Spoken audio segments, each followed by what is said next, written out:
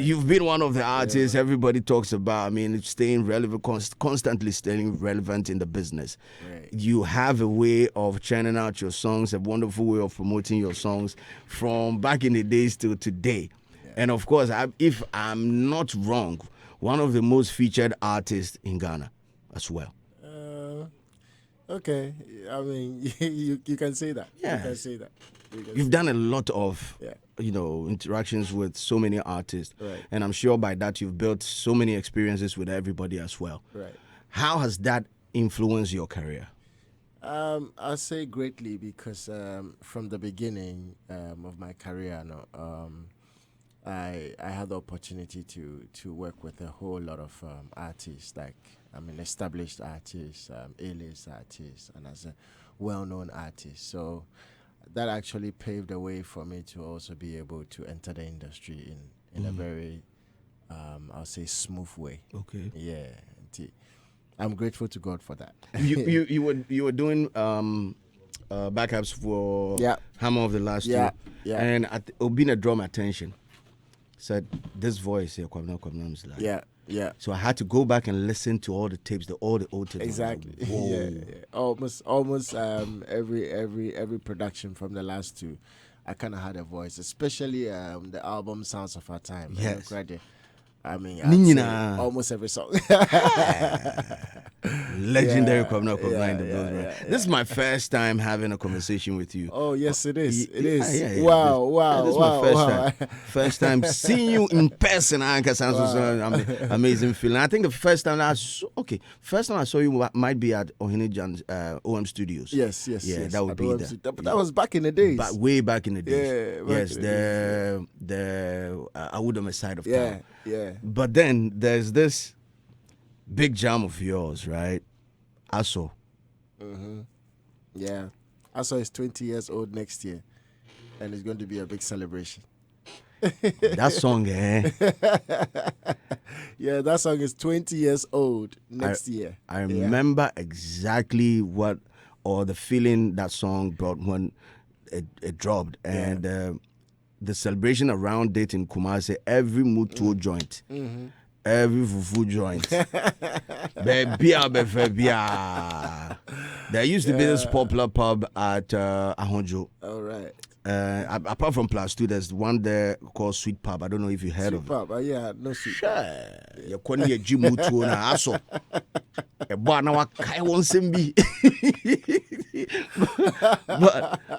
But you're talking about celebration around Asso. What kind of celebration are you putting together for it?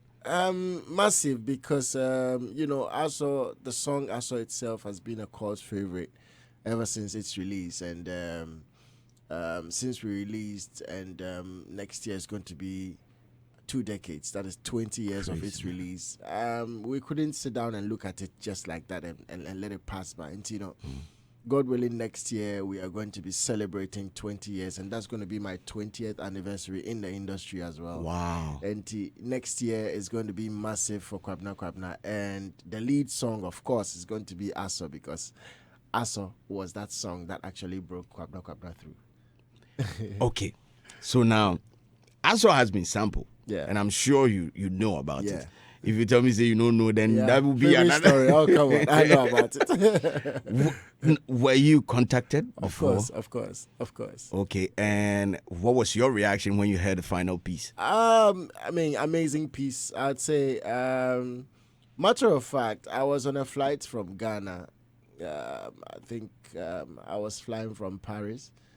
And when I sat down, a few minutes, I just saw Kim Promise walk in, and he was like, "Yo, I worked on your song just last night, so I was like, okay, I'm coming down, meet you up, and then play it for you too." I was like, "Oh, really? Okay." So, God being so good, our cabin wasn't so full, so when the attendant saw that we were actually interacting she just asked, okay, if you want to sit by him. So they actually changed the seat for us. So he just came over.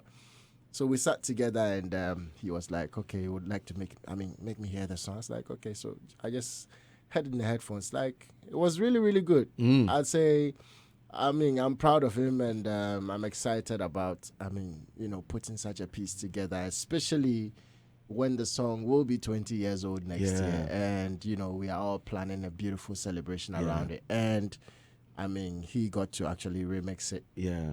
Putting Sarkodie on it and putting the newest. Olive the Boy. I love him. I love him. He's great. your reaction when you see some of these young people doing so great. I mean, we were having a conversation off air. You're telling me about. Yeah. We'll get down to it, but some of the people around the production of Asso, who engineered Asso?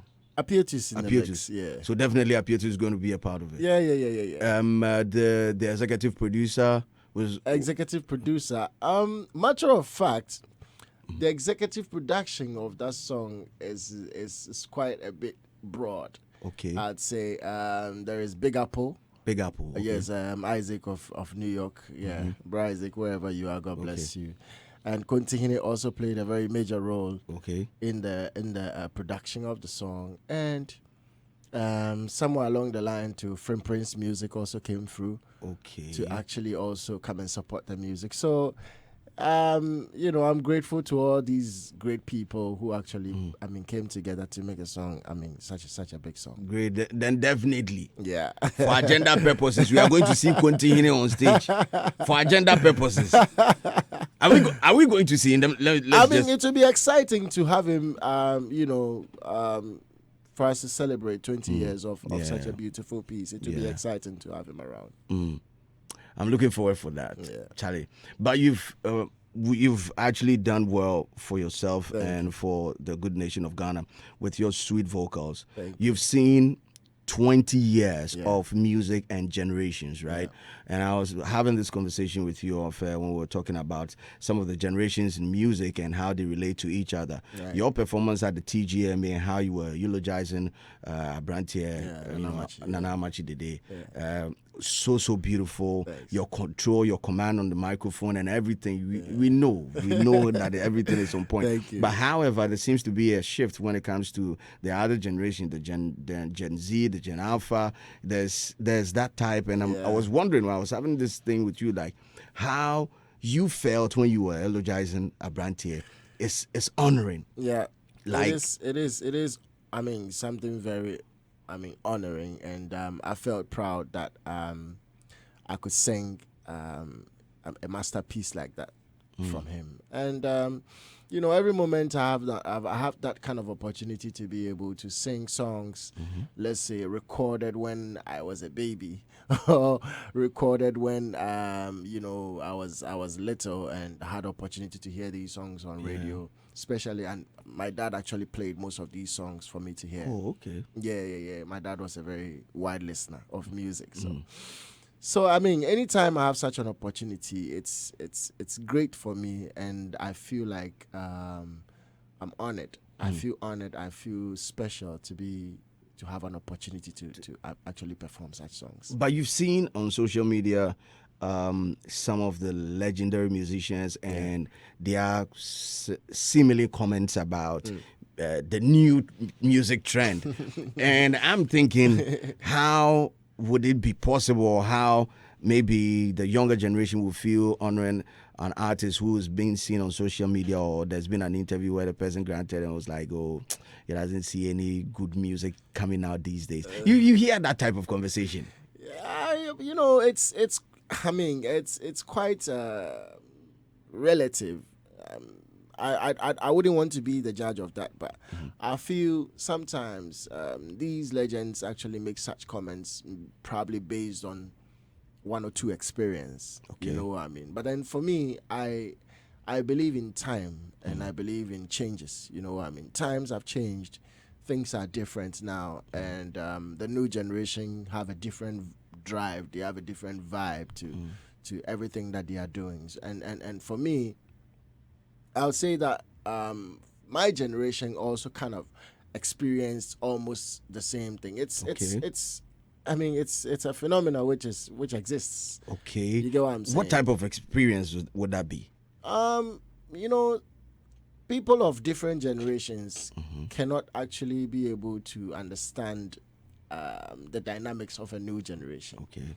You get what I'm saying? So when you don't understand the dynamics, for me, I feel sometimes it's difficult to accept Okay. the dynamics and understand that, I mean, things are not working how, I mean, they used to work.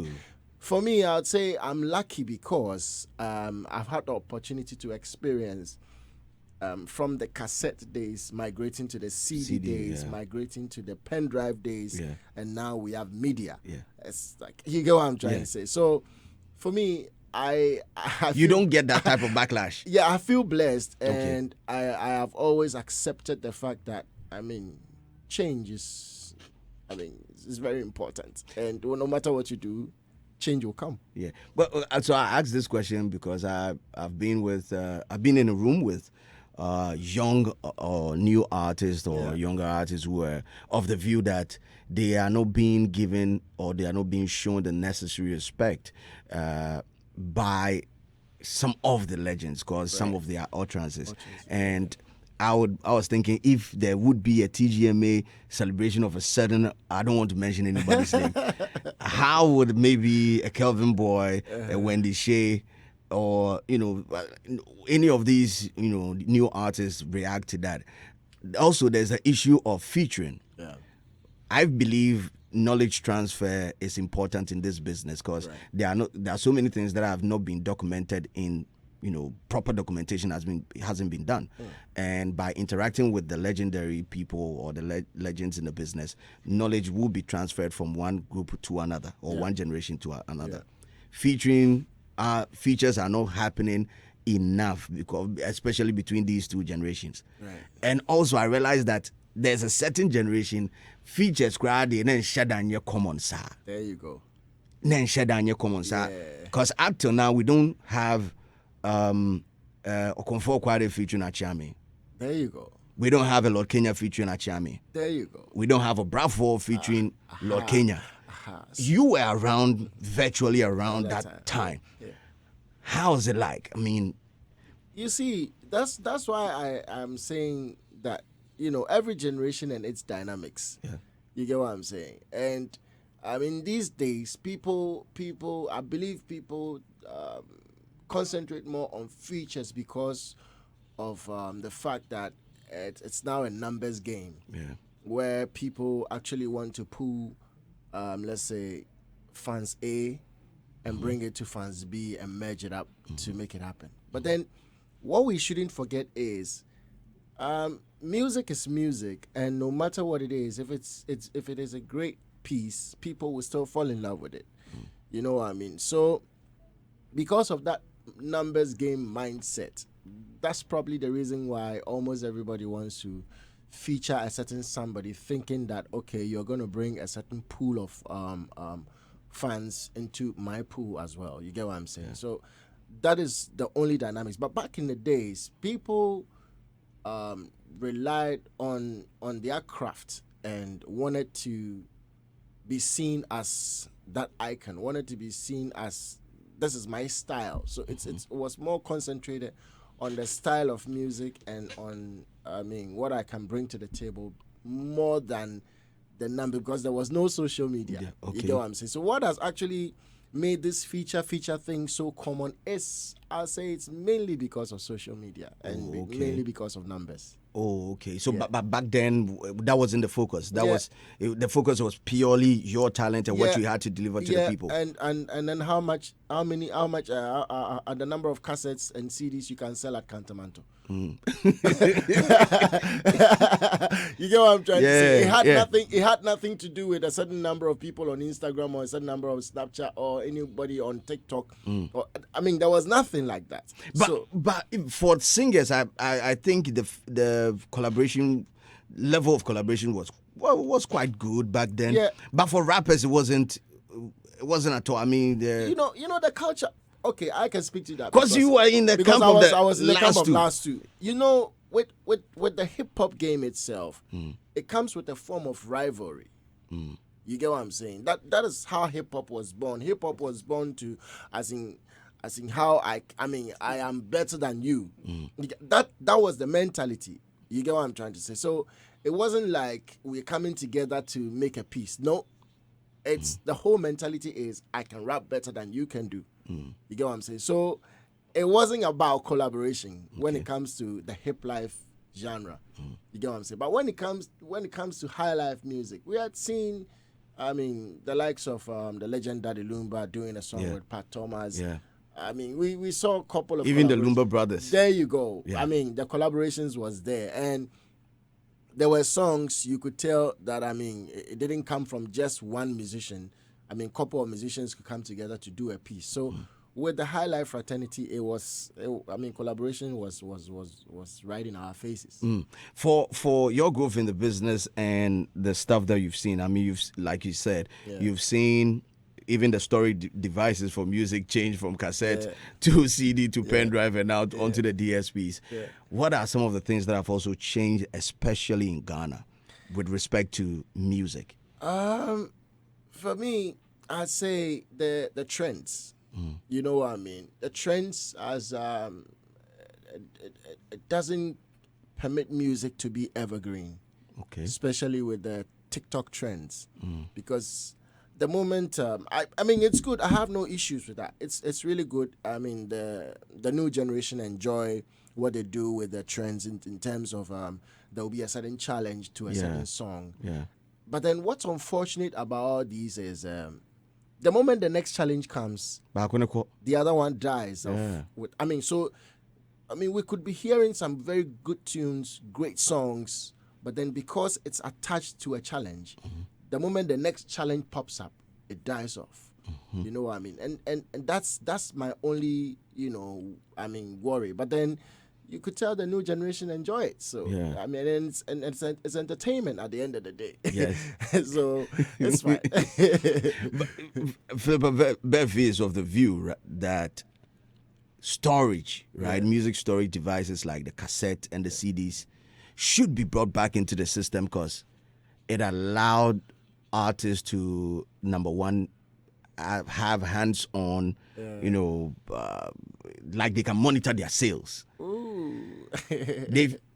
She doesn't believe that the streaming alone is not bringing in enough money because you on social media, you see you see the back end of your earnings as against those days where Big Ben, 1,000 copies or 2,000 copies. Those days it was direct. Even before the music will come out, if you're an established artist, you can get all your money even before your first tape actually gets to the market.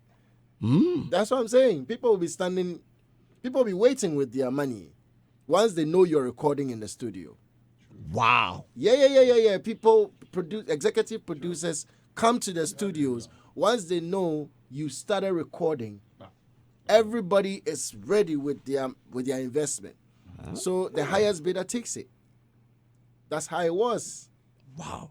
So, I mean, things and times have changed. So I just will advise my colleagues who actually enjoy those era to understand that times have changed. Okay, so I want you to put a pin on this one for us.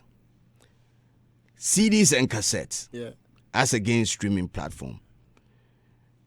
Which one will Kwabena Kwabena choose? It's quite relative because all has their dynamics, all have their advantages and disadvantages. For me, I'll say I still will stick to these times. I'll stick to these times because with these times, it kind of like keeps piracy in a bit. It's just that we have not structured our system in such a way that the musician will have direct royalties or have the right percentage of royalties from these DSPs. Okay. You get what I mean?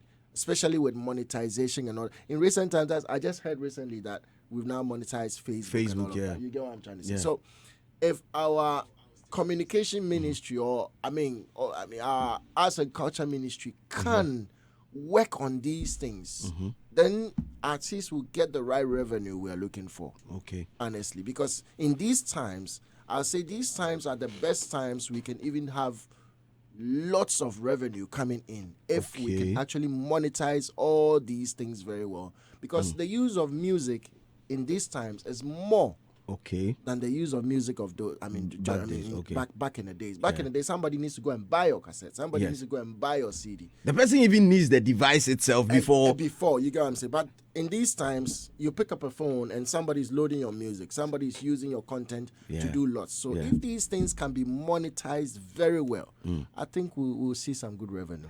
Kwabena Kwabena is my special guest this morning on Showbiz Review, proudly brought to you by Betway, Franco Trading Enterprise, and Telecel. We are live on Facebook, and Facebook, it's Hitz 103.9 FM. Facebook, Hitz 103.9 FM. Come through in the comment section, let us know your thoughts. If you have any question for Kwabena Kwabena, just let us know. We will ask him for you.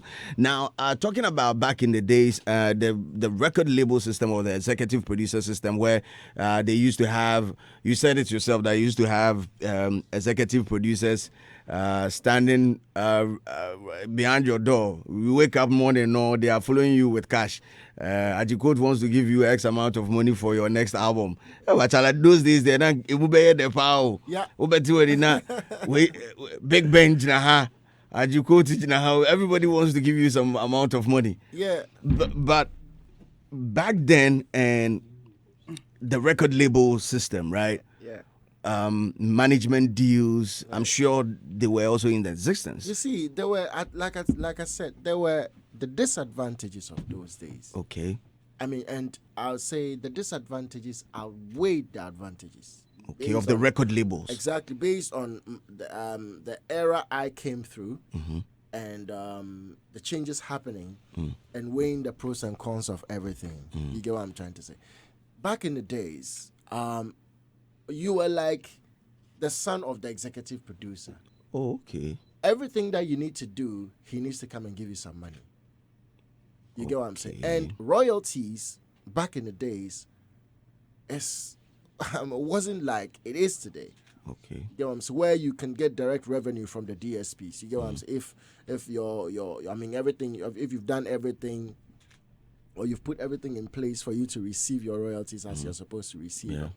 You get what I'm saying? And back in the days, the moment you are giving your front money, and let's say your CD rights is sold, that is a one-time premium payment. Okay. And that's it. That's it. So all you're going to live on right now is from your shows or your performances. Okay. You get what I'm trying to say? But in this era, I'll say I still make revenue off my music Of Asso. Exactly. You get what I'm trying to say. So since it's loaded on the DSPs, it's loaded out there, and I mean it's being streamed. I still make some amount revenue from streaming. Wow. Yeah. So are you happy with the current state of royalties in Ghana? Like, are you cool with it? I am not happy with the systems put in place because there are so many loopholes. And that doesn't make the artist actually get the right revenue.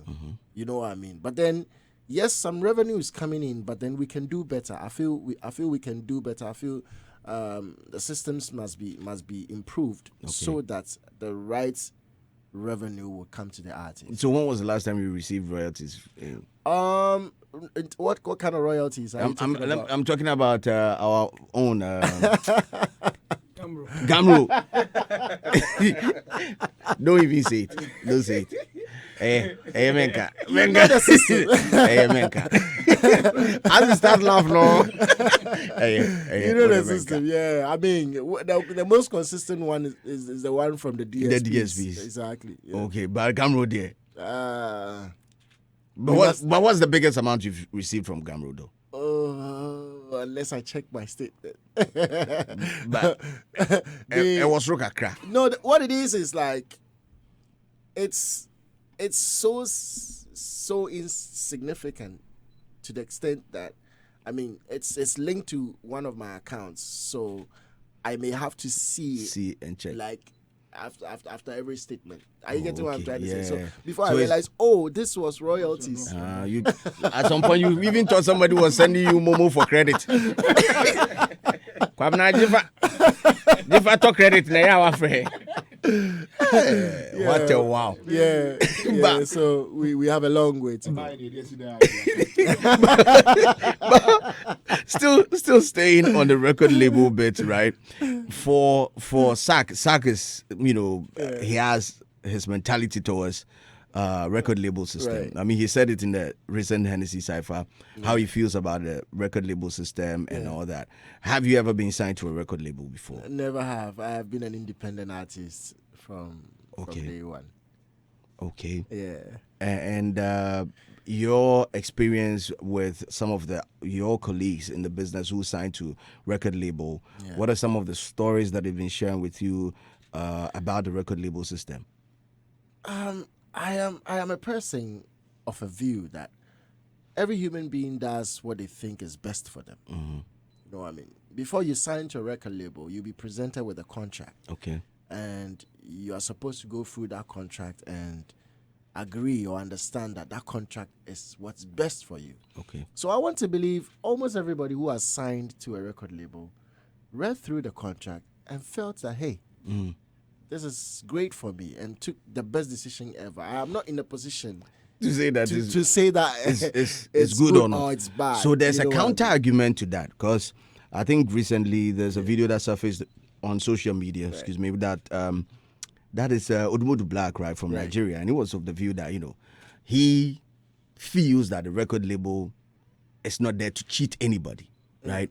He feels that Beyonce, Bob Marley, all the greats, Michael Jackson, all that, they were, at the point, signed to a label. What is preventing Kwabena Kwabena from deciding that, look, I'm going to pick up this Empire contract, or I'm going to pick Sony or Universal and sign that piece of contract? What it is I don't have to go to Sony and tell them that present me with a contract. They would have to see and reach out to you. And then if I'm presented, yes, I have encountered such things back. Because I was about to ask you if you've ever received a contract like in your email. Like I'm saying, I've encountered such things in the past. But looking at the contract and the obligations of the contract, I didn't think it favored. And it favored me, and it actually contributed to what I'm aiming at. So I didn't, have interest in it. Okay. You know what I mean? But then, like I said earlier, it depends on every individual and what they want to achieve. Sometimes you are presented with something which you think is good for you, so you go for it. Great. So speaking anonymously, right? We are not mentioning the record label's name. Yeah. But what was it that was in the contract that prevented you from signing? This knowledge is needed, especially for the upcoming who are listening to us, people who are inspired by Kwabena Kwabena's journey, want to step out and they feel they can't do it alone. They need a certain level of support. What is it that they should look out for, and what is it that stopped you from penning your signature? Any contract that disallow me to own my masters, I'm not interested. Okay. Doesn't allow you to own it. Yeah, because I write my own music, and I create my own music. So I see it as my intellectual property, and I see it as a legacy for my children's children. So for anybody to own rights, 100% rights of my masters, that's a no for me. Okay. First, no. Yeah, that's a no for me. Any other? No, nothing else. Okay, so if the person wants to touch on your masters for, let's say, a period like 5 to 10 years and release it, like I'm saying, it depends on the contract and how juicy to it can be. If the advance is nice, but we'll hold on to your piece for a number of years, that could be okay, depending on how juicy the contract is. Oh, okay. But to own it outright, it's a no. Choose one: being independent artist or being on a record label. It's relative. Like I said, it depends on the contract. I wouldn't say no record label at all. I wouldn't say that, because you can be presented with a very good contract and something very wonderful that can enhance your career. Yeah. You get what I'm trying to say? And if you put on record and no record label, I don't think that's good. It's relative. It depends. For the young ones that are listening to us this morning, the issue of record labels is being highly debated on social media, and I'm sure you've seen it. Yeah, because of their time, you know what I mean? Because of their time and how the dynamics of the whole entertainment industry is structured right now. So most of the young acts see that as, yo, that is the door. That is where you're going to get the investment. That's where you're going to get all the channels to be able to push your music. Yeah. Yes. And of course, I mean, looking at how things are structured lately, with a record label, it kind of like gives you a certain edge, or gives you an advantage over an independent artist. It does. I mean, it's very. I mean, the record labels actually have the influence almost at every they have the influence. Yes. You get what I'm saying? So they basically own most of these DSPs. Exactly. So that's, I mean, that's the reason why these young artists are looking at that. Yeah. And that's what I'm saying. Look at the contract and make the changes which you think can favor you in future, and take advantage of the situation. I mean, that's how I'll put it. Kwabena Kwabena is my special guest here, and Thomas Kodium is saying, Charlie, I'm watching from my house. Kwabena Kwabena, always looking good. Looking real as always, Edward Papasen Ato is also watching us live on Facebook. Brad Kwabena, you are looking fresh from Cartel Prince. Wow, you feel crying now. We know studio. I say, the woman. I say, Opoku Sechiana say Kwabena Kwabena makes our love life sweet, and big ups to you. There's this conversation that I had with Hima Messi over the week. Yeah, during this week. Right. And she was also of the view that Kwabena is very spiritual. Yeah, she's a sister. Yeah. Also Kwabena is very spiritual. Yeah. And I'm thinking the relationship between the two of you, as in even some of the times features and all that. Yeah. There's also been that cross feature. People feel that secular music and gospel music can't have that thing. But then I mean, moving on, you have a song with a gospel artist, Obapa. Yeah.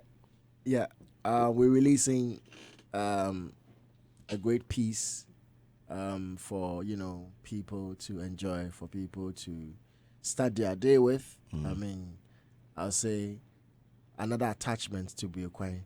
I mean, I know people enjoy Be Quiet in the mornings, so I actually, matter of fact, it's a promise I made to God that I made that promise after my first album. I went through some challenges, and I went through a very tough time recording my next album, because after my first album, the second album, that's when I became a very independent artist. Like, I was standing alone. And I went through a lot around that time, and I made a promise to God that if I'm able to record 6 albums, I will dedicate my 7th studio recording to God and make an album or an EP to say thank you to God for how far He's brought me. And God willing, last year, I was able to release my 6th album. And so this year, I made my mind, hey, I'm not recording any album or any Highlife album or any, should I use the word secular? Yes. I don't like using that word. But then, that's how, so I was like, okay, I need to record this EP, 5-track EP. I call it God of Restoration EP. God of Restoration EP. Yeah. I need to record these songs to say to God that I'm grateful for how far He's brought me. So the first single is dropping tomorrow on all streaming platforms. Yeah, the video is ready, but then in 2 weeks it will be on YouTube for you to watch. And I'm so grateful to God for this masterpiece. And every talent on the masterpiece. I'd like to say a big thank you to Obapa Christie for blessing me with their talents, making the time to record. I know me training kakra up and down. Sis me that's the way I see her mouth pressure. And she's such a wonderful person. Yeah. God bless her so much. Yeah. Run me through the features on this project. I've seen Obapa. I'd like to keep it. Do we have Ohima Messi on it? Oh, me can't. Do we have Joe Metal on it? Me can't. But then it's going to have some very good features on it. It's a 5-track EP, like I said earlier. And all of them have a feature, right? Not all of them. Okay. Not all of them. Bear say. Bear Miensa. Bear. Bear Miensa. Bear 3 have features. The first feature is Obapa Christie, which is a wonderful piece. It's called Facheme. It's a song, once I was around a panel bompire, what's the about the Fache? And I'm a boy. And so we be say, baby. Inti, so Yami baby, Kwayama, I was also about the Fache. Okay. All the Fache, start here. Now Now they quiet. Be quiet. Aha. Yeah, you ain't trying home, right? You ain't tears because you were exclusive. No, I say DJ Bredash. I me bonnet chemi. I mean, you send me Boshima, be fast. So star 281 hash, Papa de Bonnie Ache. So look sharp right now and play this game with us. Star 281 hash. Select the radio station. Number 1, number 5. It's Hitz FM. And then the next prompt will ask you to input the number of tickets that you want to play. Play as many as you can to increase your chances of winning. The last prompt will pop up on your phone and ask you to input your PIN, your Momo PIN. Yes, it's because you started the process and you must complete. Everything that has a beginning definitely has an what? End. So you input your PIN and then you are good to go. This morning, Kwabena Kwabena is here. He just gave us vital information about the new project. The new EP is a 5-track EP and it's a gospel EP. Kwabena is saying this morning that he's not going to release, quote and unquote, any secular music. Although Ohima is Esther, right? No. Ohima Mercy, forgive me. Earlier on this week said she not consider even Kwabena Kwabena's music to be even secular because it's about love. And love is predominantly what Jesus Christ, our Savior, stands for. But anyway, the person would never be also on the what yes, yeah. Uncle Hope BM Kopim says our project we are to form. And that's what we're waiting for. First song that we just heard, Facheme. Already they are changing now. Cause amen. Amen. Bless you, Biano. Bless you, bro. Bless you, bro. Mini obiari. Some for me church I made the power. Mini obiari.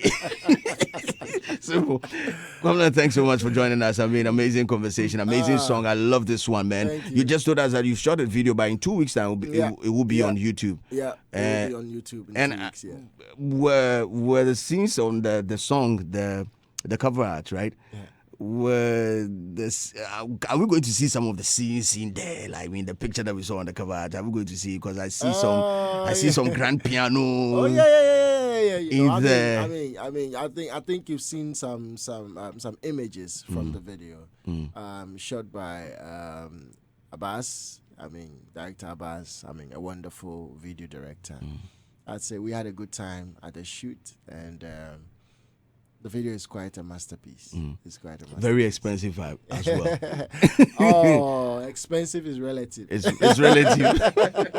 Nice one. But then you, as we wrap up, I mean, you performed at the TGMA, right. and we've also been picking up in intel that Kwabena Kwabena doesn't want to be a part of, any award scheme. We've picked up intel. How true is that, and why? It's not like I don't want to be part of any award scheme. It's just that I love, the whole celebration of music and the fact that at the end of the year, artists will be awarded for their works. For me, it's only the controversies and the inconsistencies around it that actually makes me a little uncomfortable as a creative person. Okay. You get what I'm saying? For me, I wish that it can be structured in a way that even if you are nominated, you feel good. Because to be recognized for a work done is a good thing. But then the only thing that I'm not so excited about is how it becomes so personal. It becomes... it doesn't bring unity between us. You know what I mean? At the end of it all, there's always some hitches here and there. We've had history of it, all kinds of things happening on stage. It takes away the beauty of the entertainment. It takes away the joy of the music. And then it becomes a ceremony where we come to rival ourselves. And that makes me a little bit uncomfortable. Okay. That's the reason why Kwabena doesn't want to be a part of it anymore. I'd love... That's why I love the entertainment bit. I love to come and perform. be, celebrate music. Yeah. And then the part where all the rivalry is going on, okay, it can go on. I can just watch. But you don't want to be part of the controversy. Wow. Nah, it's, for me, I believe that if we can rise above that kind of, rivalry and celebrate it, let's say we are nominated in the same category and we are sitting there and I'm rooting for you to win yours because we are excited that we've been nominated. Yeah. You get what I'm trying to say? But then when it becomes so factional and it becomes something where people are angered and there's a whole lot of bad blood after, I mean, me cranty, Miss Anya, man. Yeah. Kwabena is all about love, and if it's not a good grounds to breed love, he's not interested. Anyway, Jermaine Portfolio, the MC, you are in the building, and of course, Kwame Daz is also here. Kwabena Kwabena is all yours. Let me start with you, Port. Kwabena Kwabena is all about love. You said it. There is this song that I want him to join me sing. One more song. Sorry, no man. Seminya, we are senior menina na minidwa, dear Bena, menya, dear Bena, menya, dear Bena, menya. Bra, okay. Oh, bra, what's it? And I've hosted more than 500 weddings in Ghana, and so I'm able to tell. I'm able to tell the kind of artists that really had killed foreign dominance of love songs in Ghana. And I can tell you in authority that before you release Afraid to Lose You, this guy, they're all perfect in the cry, friends. Ed Sheeran was the most dominant at weddings, especially for first couple dance. Ever since the release of Afraid to Lose You, I can tell you statistically, an authority, that Afraid to Lose You has come to replace that very song at weddings, and that is a feather in your cap. Thank you, Nice one. This thing about your position on VGM is coming as a shocker to me. Then this has been misconstrued for a long time. Because I was also, we at where the conversation they go on. So we know what they go on. People felt your position on TGMA was stemming out of the fact that you were displeased with how VGMA put out, the year Kwame Eugene was crowned the Highlife king, and the fact that people felt it didn't really send a good signal to you, and so you decided that now this was a disrespect to your legendary status. I am hearing for the first time that I'm hearing for the first time. Really? So that is why it's also coming as a shocker to me. Wow. I never knew. Okay, how did you feel about the fact that Amachi Dede, which you eulogized a couple of weeks ago, had to crown Kwame Eugene as the king of Highlife after his generation? That very thing. You see, matter of fact, I didn't have any issues with what the legend Amachi Dede wants to do. You get what I'm trying to say? And I think with time, he himself has also come out to actually speak to what actually transpired and everything that happened around the whole ceremony. And for me, I am an artist. I enjoy music. I don't care about who is king or who is queen or who is a linguist or who is a Hinkwa or who is even I don't the DJ. really care about that. I only care about the art and its beauty. Kwame Eugene is a fine artist. Excellent. You get what I'm saying? And he's done some really great piece out there. He's exciting and all of that. I can have a problem with the fact that Nana Machi decided to crown him. I don't have a problem with that. So it didn't spit on your... No. It has nothing to do with me. That's the one thing I admire about you. You are able to eschew ego, even collaborating with Akwabua. We thought there was some form of friction until we saw you do beautiful collaborations and all that. Man. And I respect you for that. Wrapping up on my questions for you. Now, we have always been pushing the narrative of having a representation, music representation. That's how life should be the one that should represent our image. Even though we think music is dynamic, we have to give room for other genres to infiltrate the system and all that. Right. Do you think that our scheme has been very pivotal in making sure that Highlife is fully represented? Because I've always said that the ransom that comes with winning Highlife artist or Highlife song of the year as TGM works, we should come with a bounty, like something to really, encourage or motivate people to, invade that genre, so that at least we can have more people. Because at a point in time there was a disconnect. People felt Highlife was artistical and all that until you people came to make it and make it cool for the new generation and all that. What do you think we need to do on the part of you, the artists in the genre, the award schemes and the industry in general, to make sure Highlife it's pushed to that pedestal that we've all been preaching? Okay, let me put this on record. It's not easy to create Highlife music. That's one thing. So you shouldn't be surprised that we don't have so many acts venturing that genre. One, you need to be creative in composition. You need to be creative in writing, because Highlife music doesn't carry just any lyrics. Highlife music should carry lyrics that can be enjoyed at the same time, can make sense. So, and then musically, producing Highlife music too, you need to have great producers, people who understand the dynamics of the musical instrument. So the production of Highlife music itself is quite a challenge. So that's the reason why you probably will not have a lot of artists venturing into it, because it's not easy to do. Not to say that the other genres are easy to do, but Highlife music is quite a bit complex.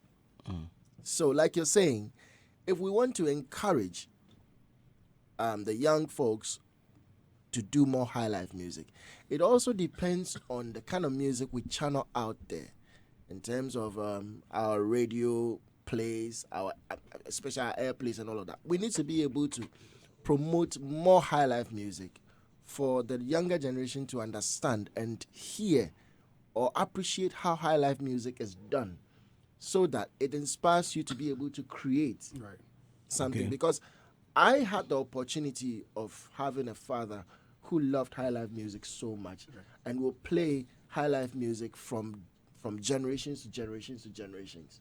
Meaning LP plate and as a cassette of the old Highlife. He has it all. And I have the privilege to still go to such LPs. I talk about LPs. LPs, yeah. You know what I mean? So that was my inspiration. But maybe Simon was this generation, what is their inspiration? Yeah. If we don't play more of it for them to actually hear and be able to appreciate it and venture into it.